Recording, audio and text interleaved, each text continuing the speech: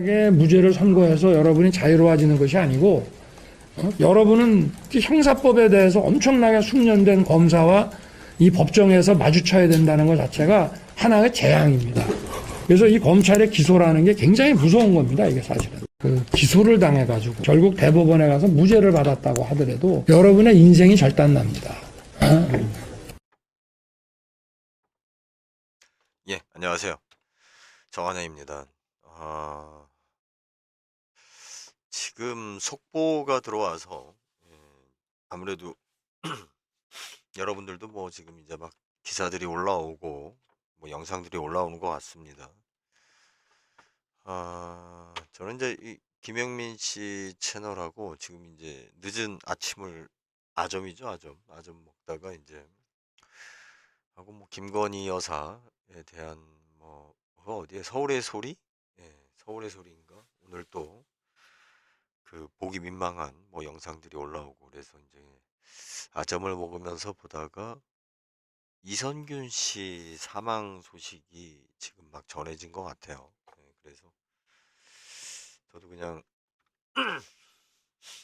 제가 그 두 달 전에 제 채널을 통해서 그 언급을 했었죠. 그래서 혹시 모르겠습니다. 이성균 씨 전해진 부부가 빌딩을 구매했다가 바로 매도한 것에 대해서 뭐 제 입장에서 제가 보는 시각으로 최대한 뭐 이성균 씨 그 마약 사건하고는 상관없이 언급을 하려고 했는데 사실 뭐 저도 솔직히 말씀드려서 이게 유튜브가 이제 내가 그 주도할 만큼 팬덤이 형성되어 있지 않으면 그 어떤 이슈에 맞춰서 또 사람들 검색어에 맞춰서 그 해야만이 관심을 받고 조회수라도 조금 나오니까.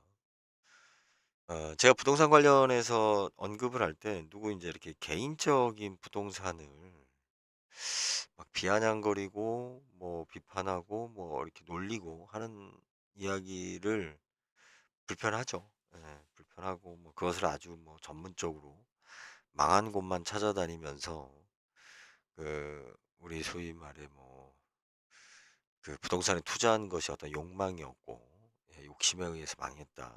그 소위 말해 뭐 어? 뭐랄까 그 좀 비난하기 위한 예, 비, 예, 그런 수단으로 이제 그 진행되는 유튜브 채널도 뭐 있는 것 같아요. 있는 것 같은데 제가 10년 전하고 지금하고 마음가짐이 많이 바뀐 게 사람은 당해봐야 돼요. 당해봐야 겸손해지고 느껴보고 그리고 특히 이제 이 자살 문제에 있어서는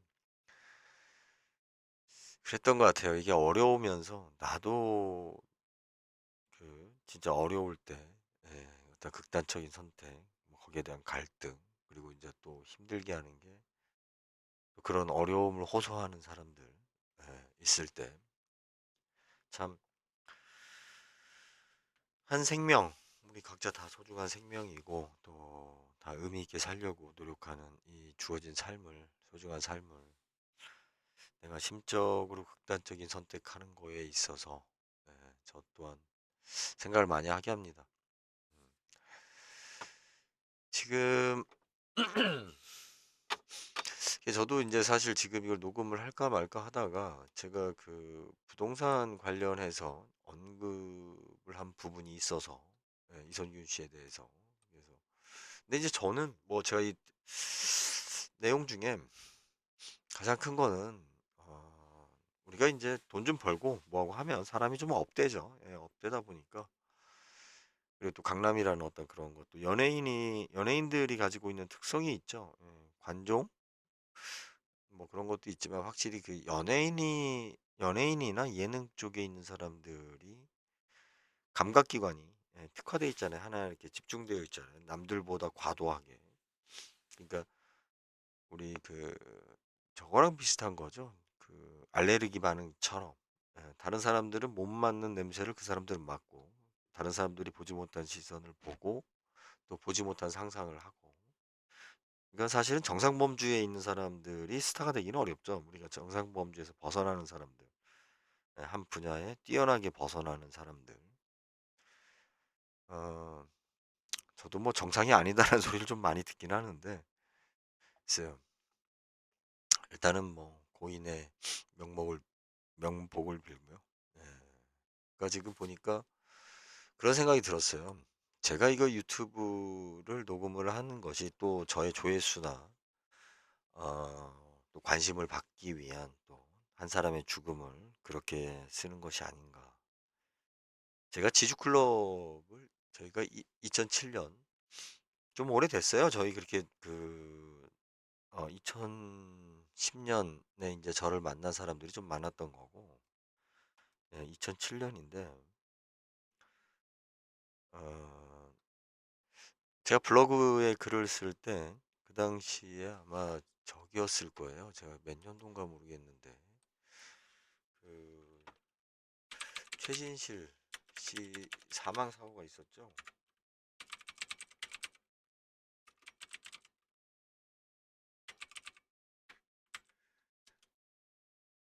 2008년이죠. 그렇죠. 예, 그러니까 맞아요. 그러니까 2007년도에 저희가 하고 나서 2008년도에 최진실 씨 진짜 제가 지금 이제 50이니까 40세 나이 참 그렇죠. 금방 또 세월 참 빨리 가요. 빨리 가는데 향년 39세, 39세.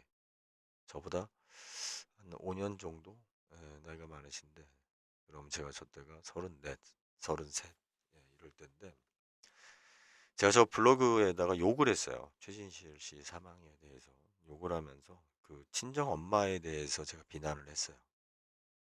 그 욕을 보고 사람들이 국민 배우가 배우에 대해서 욕하는, 그러니까 지금 얘기하면 가세현 같은 어떤 그런 행동을 한 거죠, 자체가.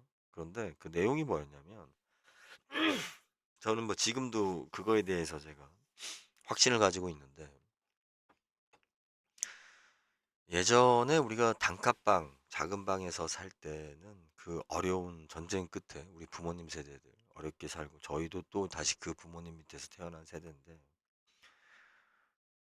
사람이 정신적으로, 그러니까 경제적으로 힘든 것은 또 정신적으로 힘듦으로 이어지기 때문에 우리가 정신적, 경제적으로 힘든 것을 극복하는 것은 외롭지 않아야 돼요. 그죠? 우리 힘들수록 같이, 우리 군대에서도 그렇고, 밤길을 갈 때 특히, 그 유명한 얘기 있잖아요. 밤길을 갈 수 있게 하는 것은 친구의 발자국 소리다. 그 공포 속에서 나를 견뎌내고 이겨낼 수 있게 하는 것은 우리가 외롭지 않고 함께 해줄 수 있는 사람이 있다라는 거. 사다리를 타고 혼자서 올라가서 작업을 할 때, 제가 그 모텔 건물 올라 작업할 때, 혼자서 작업할 때, 그 한밤중에 그렇게 하기 싫더라고요. 그런데 저 밑에서 아내가 사다리를 잡아주거나 조그마한 아들 녀석이 밑에서 이렇게 같이 어린아이가 같이 있어주는 것만으로 걔가 나한테 실질적으로 얼마나 큰 도움이 될지 모르겠지만 우리는 누군가 있을 때 어떤 어려움을 함께하는 사람이 있을 때 어려움을 극복할 수 있다라고 봐요.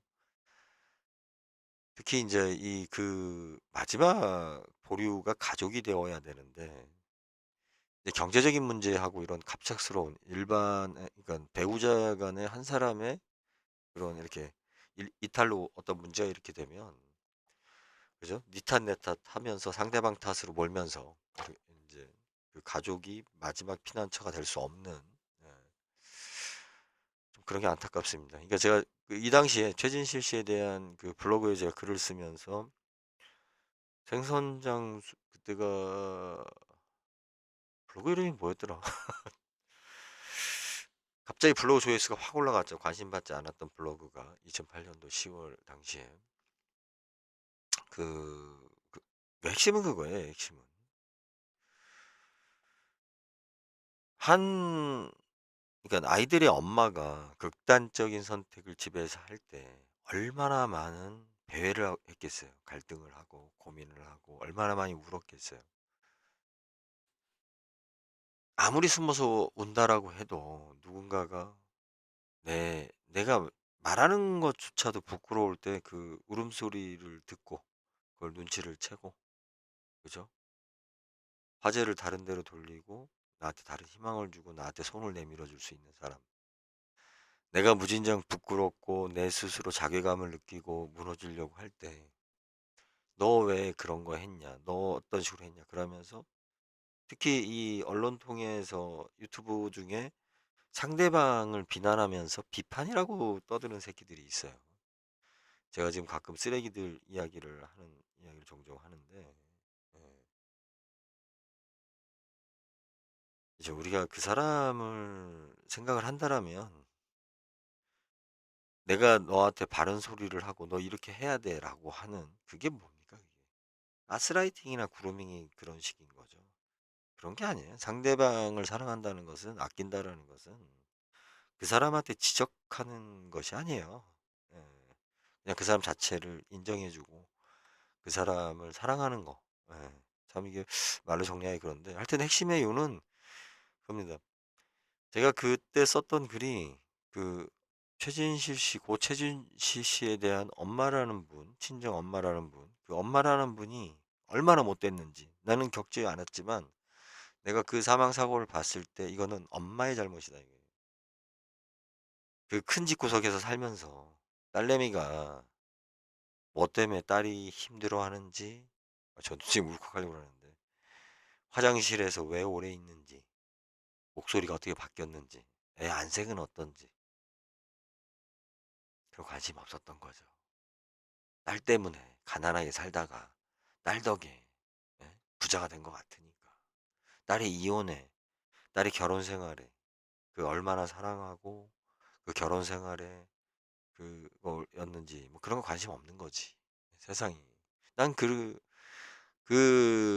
거기서 그런 거잖아요. 우리 예전에 그 단칸방에서, 며느리가, 혼자 된 며느리가 아이들 데리고 잘 때 시어머니도 같이 자면서 그렇게 고부간의 갈등이 있는 것처럼 보이지만 조금이라도 인기척이 이상하고, 저 애기 힘들 텐데, 우리 아기 힘들 텐데라고 한 번만 더 살펴보면 어른들 눈에 보이잖아요. 내 자식이고.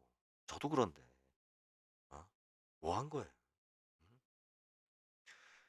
그때 우리가 한 번만 물어봐주고, 한 번만 안아주고, 한 번만 이야기해도 넘어가는데,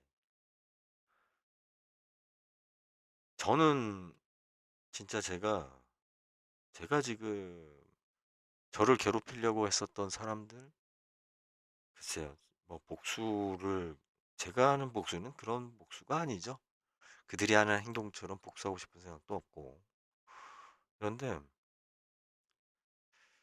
일단 가족이라는 힘이 되게 컸고, 예, 그리고 주변 사람들이죠. 야, 나 힘들다. 저 힘들어요.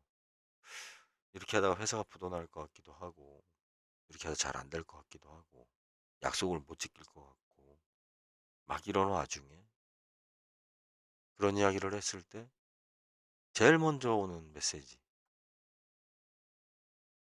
야, 술 한잔 먹자. 그러니까 모르겠습니다. 하여튼 예, 주변 사람들이, 그죠? 아마 가까운 척하면서도 질투와 시기에 빠져 있는 그런 사람들이 또 오히려 이용하는 모습을 봤을 때 자기한테 그렇게 굽신거리고 잘 보이려고 하고 친근감 있게 했던 사람들 중에 자기하고 거리감을 두면서 마치 문득병 환자 보듯이,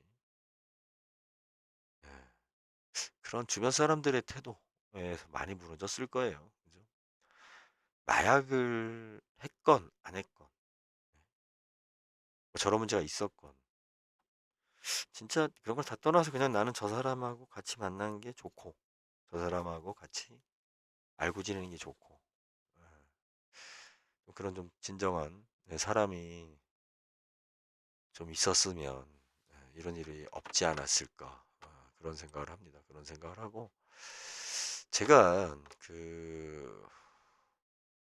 지금 보니까 우리 제 이름이 생각이 갑자기 안 나던데, 진행자가 지금 계속 울컥울컥하면서 지금 진행을 하시는데 제가 그 참 이게 자랑할 일도 아닌데 제가 2년 6개월 동안 그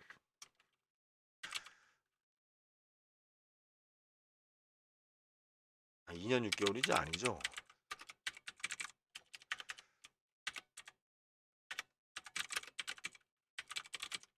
뭐 어떻게 생겼어? 아,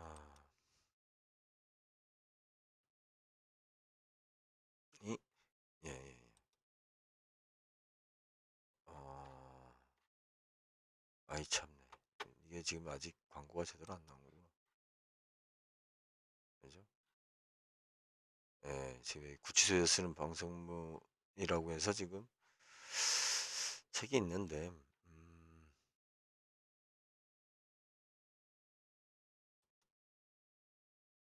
이게 적이라 그렇구나.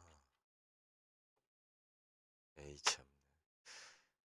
제가 이 책을 썼던 이유가 그 그거예요. 진짜 제가 이 책을 써서 이제 지금 조금씩 이제 팔리기 시작하는데 반성문 책이라고 그 유치장 안에서 유치장이 아니라 구치소죠. 제가 2달 반 동안 있으면서 얼마나 화가 났던지.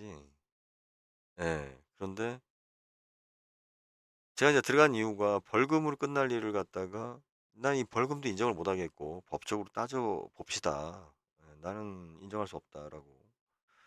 난 소송을 한 1년 반, 2년 가까이 이렇게 하다 보니까 판사가 짜증이 났는지 어쩌는지 뭐 내가 진짜 잘못한 건지 법정 구속을 시켜버렸어요. 나는 이제 항소를 준비하고 있었는데 이게 그러고 나서 구치소에 들어가서 갑자기 구치소에 들어가서 업무니 뭐니 다 그만두고 이제 그런 황당한 상황, 경험하지 못한 상황을 갖다 보니까 뭐 주변에서는 뭐 몇 개월 안 살 건데 뭘 그렇게 저기 하냐라고 하지만 와, 이 교차하는 거예요. 나의 그 억울한 심정과 현재 이 내가 여기에서 있으면서 그 무너지는 상황들. 사람들은 뭐 죄를 지면 뭐 구치소 죄를 졌으니까 들어가겠지 뭐 뭔가 이유가 있으니까 이렇게 얘기하시는데 예. 이게 구속돼서 재판을 받는 거와 그렇지 않은 것은 천지 차이입니다. 예, 천지 차이고 무죄 확률이 거의 1%밖에 안 돼요. 예.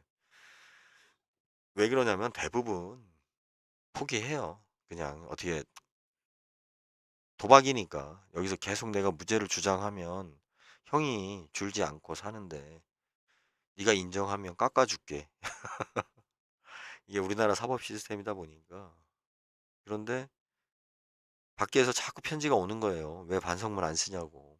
형사 재판의 기본이 예, 반성문이죠. 그래야지 어, 그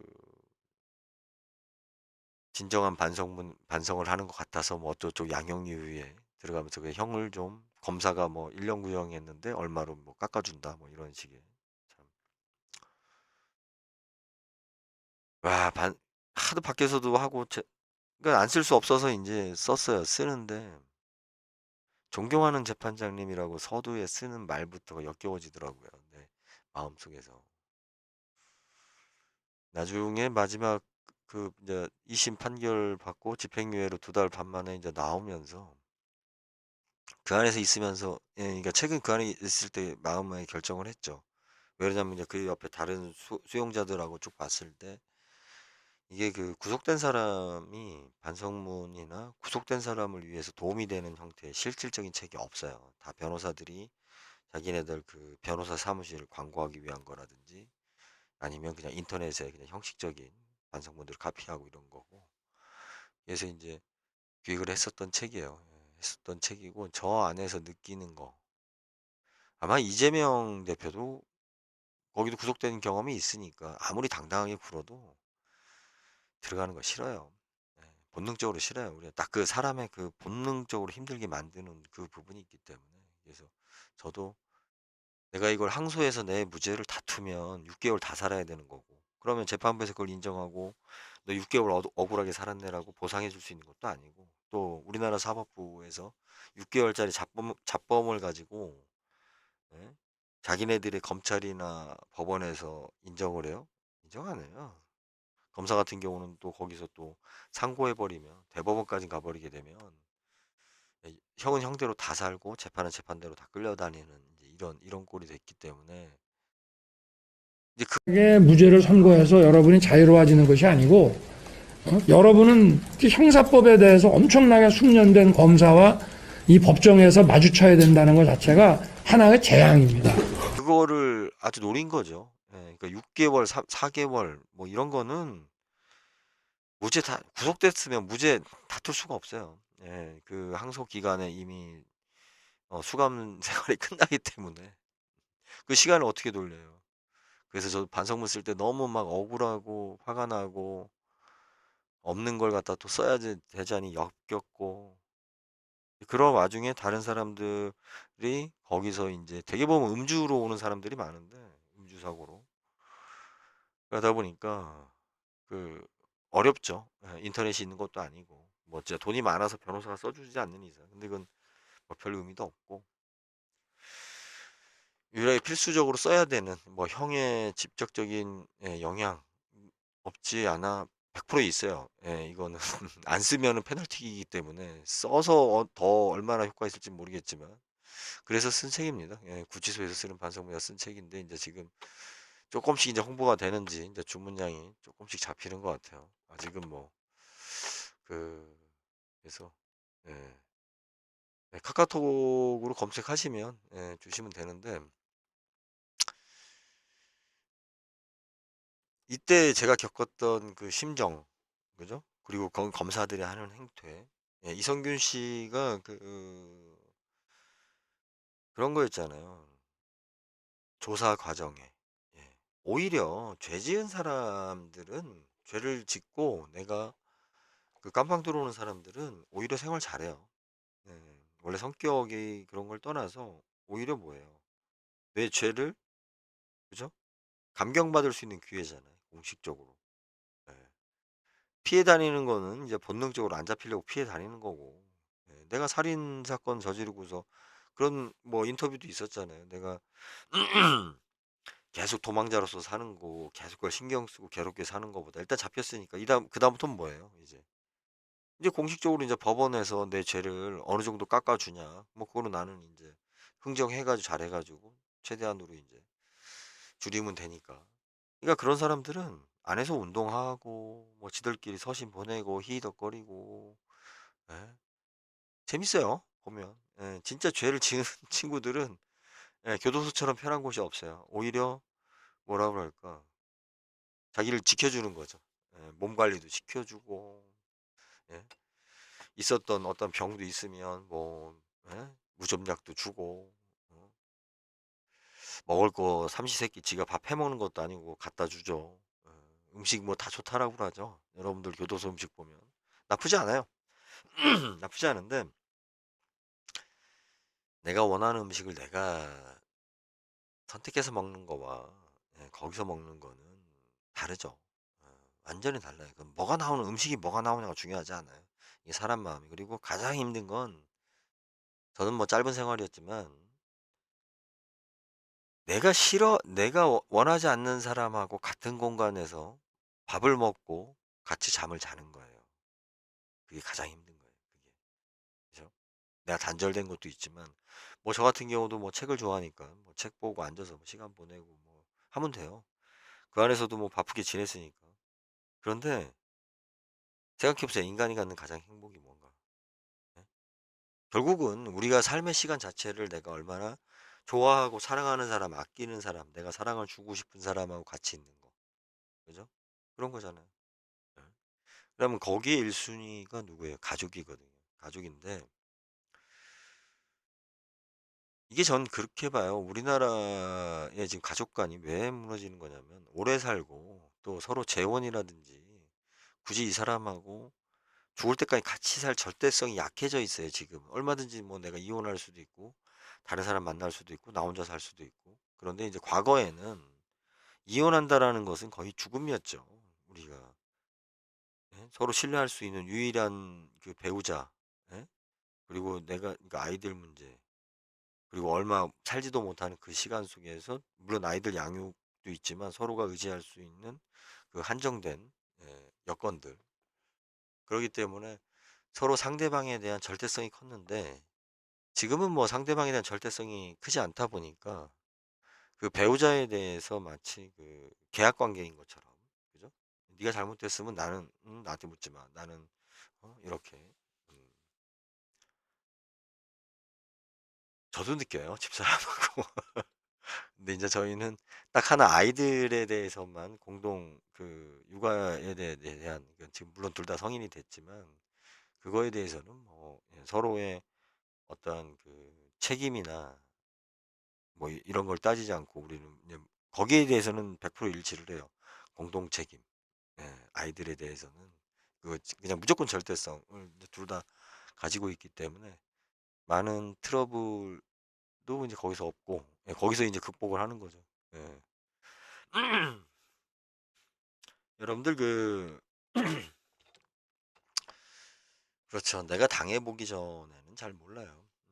저도 지금 경매를 계속 당하고 부동산이 뭐 여러 개 있다 보니까 경매를 당하고 제가 그 물건을 취득하던 과정을 기억을 하고 있죠. 그리고 지금 이제 그것을 다시 당하는 과정. 예. 이런 걸 쭉 겪으면서 저도 나름대로 준비한다고 했지만 이거는 옳고 그름의 문제가 아니에요. 근데 아무것도 안 하는 놈들이 인터넷으로 하여튼 말은 잘해요. 말은. 아무것도 안 하는 놈들이. 아무튼 뭐 제 개인적인 좀 안타까운 이야기를 했습니다. 안타까운 이야기를 좀 드렸고 제가 이 영상하고 지금 하나 그 윤석열 대통령이라고 불려지는 자가 분이 참 예? 국가 원수 모독죄 예. 그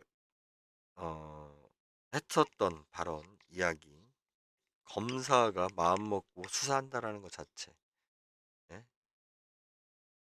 그것이 한 사람을 갖다가 얼마나 무너뜨릴 수 있는 건지 예. 주변에 가족들이나 친구들 예. 설사 뭐 그렇잖아요. 저 사람이 살인자였다 하더라도 그것을 안을 수 있는 사람은 부모죠. 그리고 그래도 지켜볼 수 있는 건 가족이라고 보고 무조건 안을 수 있는 건 전 부모라고 봐요. 부모고 친구 뭐 살인자를 친구라고 생각하기에는 참 그것도 어려운 일이지만 뭐 사람이란 뭐 우리가 여러 가지 일을 겪을 때 이제 옆에서 같이 그냥 시간만 함께 말만 해주는 것만으로도 아, 우리가 극복해 나갈 수가 있습니다. 어렵고 힘든 시절에는 오히려 자살률이 그렇게 높지 않아요. 우리도 같이 생존하려고 하니까. 그런데 자살률이 높다라는 것은 외로움이죠. 외로움이 가장 큰 무서움입니다. 네, 돈이 없는 거. 돈이 있어도 안 쓰고 돈 없어도 안 쓰고 그 뭐 돈이 10억 있으면 10억을 매일 다 쓰고 다녀요? 똑같아요. 저는 솔직히 말해 지금 뭐 생활에서 크게 바뀐 게 없는 이유가 아니 이 부동산은 현금이 아니잖아. 그냥 내 이름이 있었다가 없어지는 것만 빼놓고는 하여튼 뭐 많은 걸 생각하게 합니다. 생각하게 하고 여러분들이 지금 이 방송에서 뭐 내용에서 얼마나 도움이 될지 어떤 걸 느끼실지는 뭐 각자의 판단인데 저는 그거만큼은 우리가 널리 좀 홍보가 됐으면 좋겠습니다. 그러니까 지금 이선균 씨, 제가 이걸 녹음하는 이유는 이선균 씨의 죽음이 뭐 개인의 어떤 그런 어떤 갈등과 어려움 때문만이 아니라 이건 지금 국가 시스템에 영향을 받은 윤석열 정부로 인해서 만들어진 거라고 저는 확신을 합니다. 확신을 하고 그렇기 때문에 이런 영상류 저는 좀 우리 사회가 그러니까 저도 좀 거기에 일조를 하고 싶은 거죠. 예. 이 검찰 수사 관행이 우리나라 검찰 수사 관행이 예, 우리 노무현 대통령부터 해서 또 그 누구죠? 노회찬 의원이라든지 많은 사람들을 그 죽음으로 몰았고 이성균 씨도 또 죽음으로 몰았고 그런 과정. 예. 죄를 졌으니까 죄가 있으니까 뭐 그런 거 아니야라고 그 이야기하는 놈들이 있어요. 그런 인간들의 공통점이 뭐냐면 지들은 진짜 죄를 져봤거든. 예. 그리고 그 뻔뻔함을 갖다가 오히려 법을 통해서 정당화받은 인간들. 예. 죄 짓고도 나는 무죄 받았으니까 정당해. 뭐 이딴 거 주장하는 놈들. 예. 그런 놈들은 그렇게 얘기할 수가 있죠. 많이 알려져야 됩니다. 예. 많이 알려져서 우리가 왜 그렇게 검찰개혁 그렇게 이야기하는지, 검찰의 수사권 남용이, 그리고 우리나라 사법 시스템이 어떤 식인지, 검찰에 대한 원조가 어디예요? 일제 총독부 산하의 검찰이었잖아요. 그 조직에서 배우고 그 관례가 우리나라를 지배하고. 그러니까 얘네들은 검찰이 되는 순간 뭐냐면 총독부 간부예요, 자기네들은. 그 의식 자체가.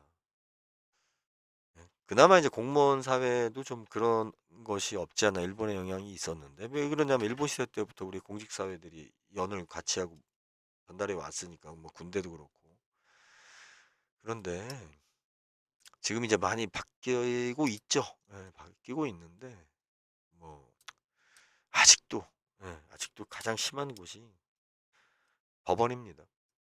법원 검찰이고 그나마 이제 판결? 근데 모르겠어요. 저는 소송을 여러 건 뭐 저와 관련된 소송이나 아니면 다른 소송건으로 인해서 이렇게 참관을 해보면 아직도 일제시대예요. 법원은 아직도 일제시대입니다. 용어 자체도 그렇고 다 거기서 배운 사람들이 아직도 살아서 어? 있으니 그들이 어떤 카르텔을 만들어서 지금까지 이어지고 있으니까 대한민국의 진정한 발전의 계기 저는 이제 이런 우리 홍역아리가 중요하다고 봐요. 이런 홍역아리를 통해서 그죠? 네, 사회적인 문제점을 우리가 극복하기 위한 진통이죠. 이런 진통이 없다라고 하면 문제점이 없는 것처럼 보이는 것이 문제인 거죠. 문제는 항상 있어요. 항상 있는데 우리가 이런 것을 왜 시끄럽게 하냐, 감추자, 합의하자, 조용히 가자, 왜 분란이 있냐 이런 게 아니라 끝없는 우리가 진통을 통해서 갈등을 통해서 새로운 대안을 찾는 예, 그런 과정. 아무튼 저는 이선균 씨의 죽음은 검찰이었다. 예, 검찰의 수장부터 해서 진짜 마약하는 애들이 죽겠어요? 어우 씨 마약에서 나 안 걸렸다. 요번에 안 나왔다 야. 야, 요 정도 하면 마약이 안 나오는구나. 야, 이렇게 생각하지? 자기가 마약해서 걸려가지고 가정이 무너지고 뭐하고 이런 거 걱정해서 죽겠어요? 진짜 마약 중독자가?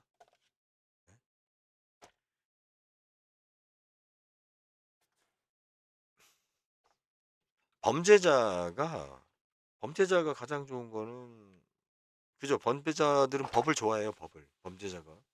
왜 그러냐? 이게 무죄를 선고해서 여러분이 자유로워지는 것이 아니고 여러분은 형사법에 대해서 엄청나게 숙련된 검사와 그러면 법 이상의 자기한테 죄를 묻지 않으니까. 자기는 10가지의 죄를 졌는데 법률에 의해서 한 8가지, 5가지밖에 죄에 대한 대가를 안 치르면 되니까.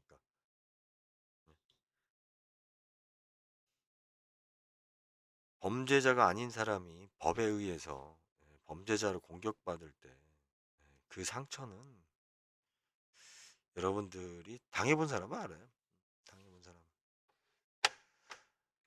그죠? 그냥 기소 편의주의예요. 자기네들 편하게. 이 새끼 뭐 그 네가 잘못했으니까 때리는 거지. 어? 자식 벌금 안 낸다고 말을 안 듣네. 네가 잘났어 그래? 그럼 한번 법원에서 해봐. 저기 구치소 들어가 있으면 잘 생각이 날 거야. 어. 나한테 봤던 그 판사의 표정이 그런 표정이었어요. 저는 그래서 아무튼 뭐 반성문 잘 쓰는 책이에요. 어떻게든 저처럼 존경하는 재판장님이라는 글을 못 쓰겠더라고. 참네, 나보다 어린 놈이. 한국 사람들은 자기보다 어리면 또 인정 못하죠. 386들이 저희 X세대를 인정 못하는 이유가 그런 거죠. 저희도 마찬가지인데 뭐. 예. 그렇잖아요. 나보다 어린 놈한테 씨발 내가 판사님 해가면서 존경하는 재판장님, 예? 좀 나가게 해주세요. 몇 개월 깎아주세요. 이거 쓰려고 하니까 역겹더라고요.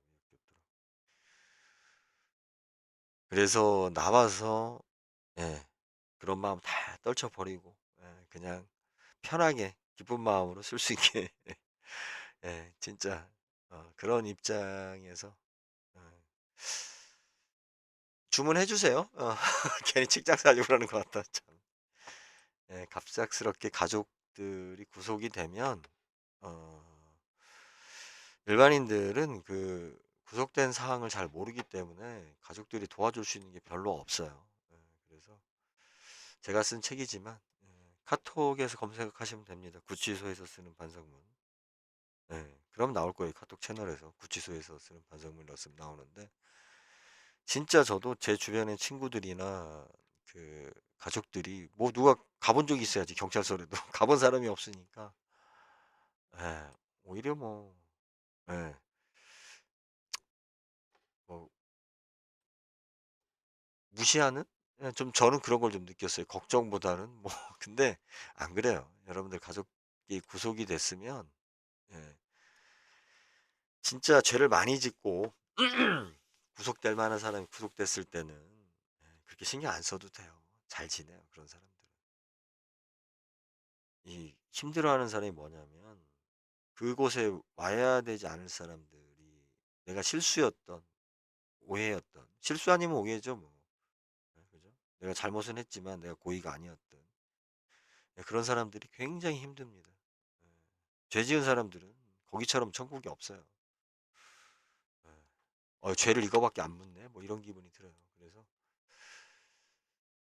예, 사실은 뭐 저는 꼭 권해드려요. 제가 썼지만 그 안에 있는 분한테 뭐 이것저것 해봤자 그러니까 실질적으로 그 몇 개월 동안 있으면서 뭐 책 이름은 반성문 쓰는 거지만 그 여러 가지 내 심리적인 거나 뭐 이런 것들을 도움이 될 수 있는 그런 제가 그 안에 있으면서 답답하게 느꼈었던 그런 부분들을 담으려고 노력을 했습니다. 노력을 했고 오늘 안타까운 소식인데 제발 여러분들이 이것이 이선균 씨의 죽음이 검찰이 만들어낸 죽음의 단면을 보여준 거고 제2의 3의 피의자가 나올 것이다. 예. 자기가 당하기 전까지는 몰라요. 예. 보통 뭐 우리가 한 1000명 중에 한 명이 구속이 되는데 로또보다 확률이 높아요. 여러분이 본의 아니게. 저도 생각지 않고 있다가 들어갔다 왔어요. 전혀. 아, 참. 여기까지 하겠습니다. 그래요. 이 검찰의 죽음이라는 것을 여러분들이 많이 좀 알려주셔서 윤석열 정부가 예, 조금이라도 내려오는 그날까지 조금이라도 발악하지 않고 좀 조심스러웠으면 좋겠어요. 아직도 자기네들의 권력의 힘에 취해서 그런지 조심성이 없는 것 같아요. 훗날 따위는 뭐 걱정도 하지 않는 그들의 오만함. 좀 그런 생각을 해봅니다. 가슴이 아프죠. 네. 이성균 씨 그 가족들 그렇습니다. 주변 사람들도 슬플 테고 아, 참 그래요. 네, 여기까지 하겠습니다. 감사합니다.